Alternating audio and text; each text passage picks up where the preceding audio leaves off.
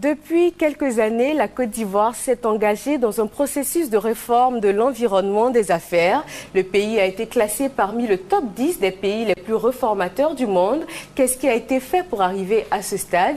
Qu'est-ce qui reste encore à faire pour plus de performances? Pour répondre à ces questions, le directeur général du CPC, le Centre de promotion des investissements en Côte d'Ivoire, est avec nous. Bonjour, monsieur Essis Esmel. Bonjour, madame.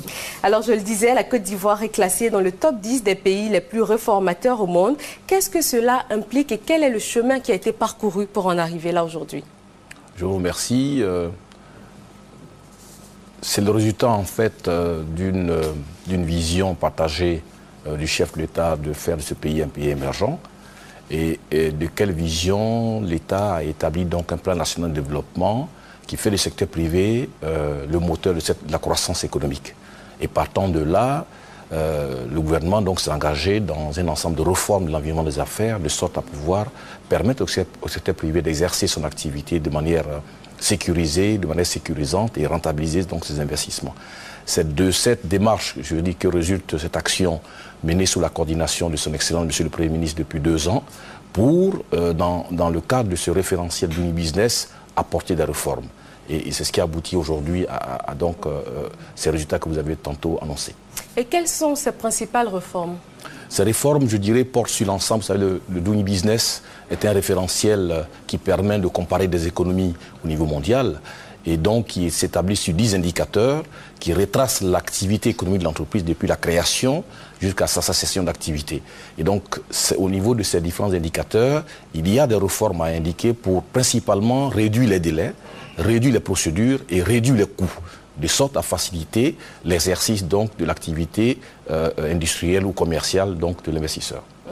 Alvaro Assa s'est intéressé à ces réformes. Nous allons suivre son reportage et revenir tout de suite après. 14 nouvelles réformes réalisées en Côte d'Ivoire dans le cadre de l'amélioration de l'environnement des affaires. Ces réformes portent sur les indicateurs tels que la création d'entreprises, le transfert de propriété, l'octroi du permis de construire et le raccordement à l'électricité. Le directeur général du Centre de promotion des investissements en Côte d'Ivoire, Esmel Emmanuel Essis, a présenté ces nouvelles réformes du Doing Business aux acteurs du secteur privé. Des échanges leur ont ensuite permis de cerner les conditions qui régissent les activités des entreprises. Toutes ces dispositions visent à réduire les procédures, délais et coûts des actes économiques, ainsi qu'à faciliter et sécuriser les formalités relatives aux investissements privés. J'avoue que le travail qui a été abattu par le CPC est un travail exemplaire. Ce serait de quoi pouvoir attirer beaucoup d'investissements en Côte d'Ivoire. C'est ce que attendent toutes les entreprises, sinon les opérateurs économiques de Côte d'Ivoire. C'est une innovation, c'est une première en Côte d'Ivoire de permettre à ce que les jeunes Ivoiriens puissent aujourd'hui venir créer des entreprises à moins de coûts. Grâce aux efforts accomplis, la Côte d'Ivoire figure dans le top 10 des pays réformateurs. Le programme de réforme structurelle et sectorielle de l'environnement des affaires est entrepris depuis 2013 par le gouvernement ivoirien dans le cadre du programme Doing Business de la Banque mondiale. Monsieur le directeur général du CPC, on le sait donc, le délai a été considérablement réduit pour créer une entreprise, les coûts aussi. Alors, à combien est-ce qu'on peut estimer maintenant le coût pour créer son entreprise en Côte d'Ivoire dans les 24 heures qui ont été imparties? Comme vous l'avez dit aujourd'hui, créer une entreprise en Côte d'Ivoire de type SARL nécessite 24 heures, c'est-à-dire une journée, oui, au guichet du CPC, et ne coûte guère que 15 000 francs CFA. Je répète bien, 15 000 francs CFA. Et comment cela a-t-il été possible? Parce qu'un ensemble de dispositions ont été prises par l'État, dispositions réglementaires. D'abord, la première des dispositions, c'est donc la levée de l'obligation chez le notaire. Deuxième disposition, c'est donc la levée du capital minimum de 1 million de francs CFA. Troisième obligation, c'est la défiscalisation des coûts de création, c'est-à-dire qu'il n'y a plus de droit d'enregistrement et de droit de timbre sur les statuts et les DNSV comme initialement il existait.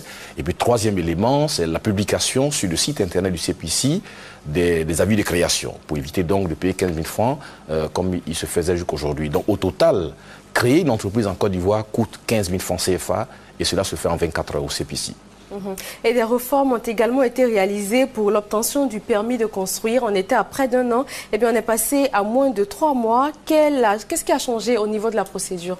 Alors, je veux simplement noter que tous ces réformes dont on parle ont fait l'objet de travail entre les administrations, entre le secteur privé, entre nos partenaires, et c'est le résultat de ce travail qui se formule donc en réformes prises donc par des textes pour les supporter par les ministères concernés. Et donc, dans ce cadre du permis de construire, effectivement, nous sommes passés de 375 jours à 87 jours aujourd'hui. C'est une réalité. Et ce que nous demandons, c'est que nos populations nous mettent à l'épreuve à utiliser ces services, de sorte à ce que nous puissions, sur le terrain, pouvoir observer ces règles. Le gouvernement a fait sa part, il appartient donc aux utilisateurs de pouvoir remonter les difficultés d'application, de sorte à ce qu'on puisse corriger les tirs.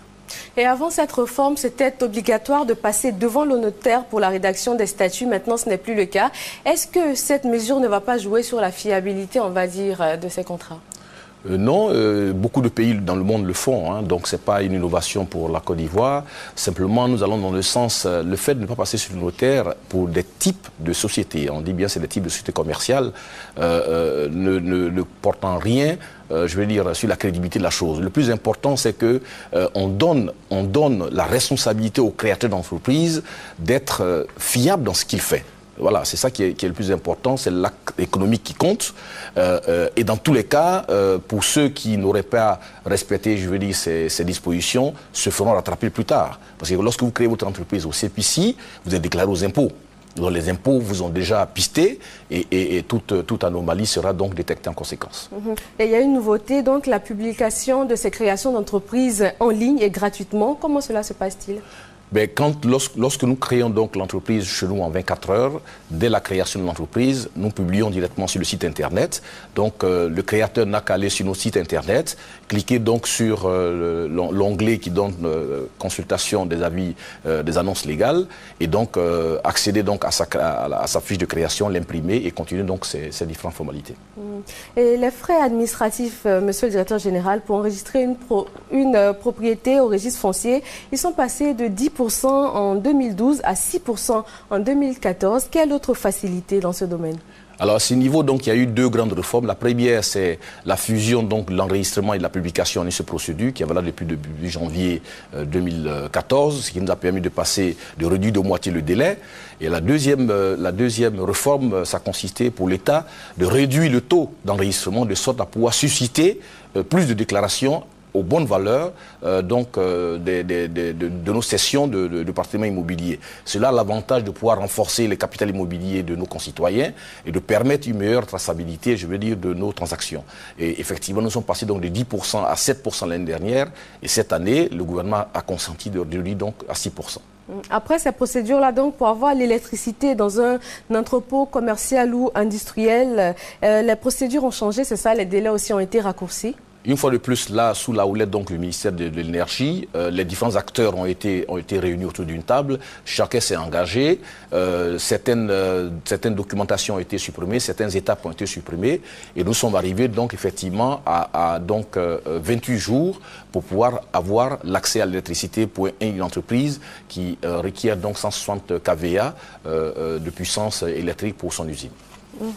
Et le développement de l'entrepreneuriat national passe aussi par les jeunes, par les femmes. On va dire ces tranches qui sont très souvent défavorisées. Qu'est-ce qui est fait pour ces personnes?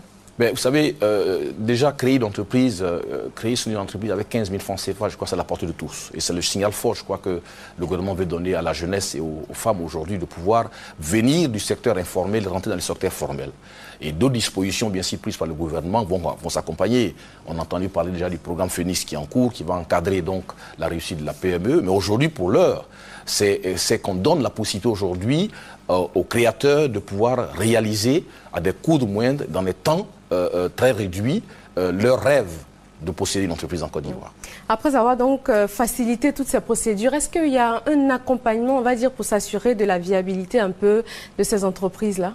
Alors, ce qui concerne donc le CPC, nous mettons en place un dispositif, d'ailleurs avec les acteurs nationaux, de sorte à pouvoir suivre l'après-création. Parce qu'il est important de pouvoir suivre après la création, de sorte à pouvoir évaluer les différents maux qui peut-être constituent des freins à leur développement. Mais à côté de cela, le gouvernement même mettra en place des programmes qui vont permettre d'encadrer ces PME, d'encadrer ces créations d'entreprises, de sorte à permettre à ces PME demain de pouvoir être de grandes entreprises. Et c'est ça l'objectif que poursuit le gouvernement. Je rappelle que nous sommes avec M. Essis Esmel Emmanuel, directeur général du CEPICI, le Centre de promotion des investissements en Côte d'Ivoire.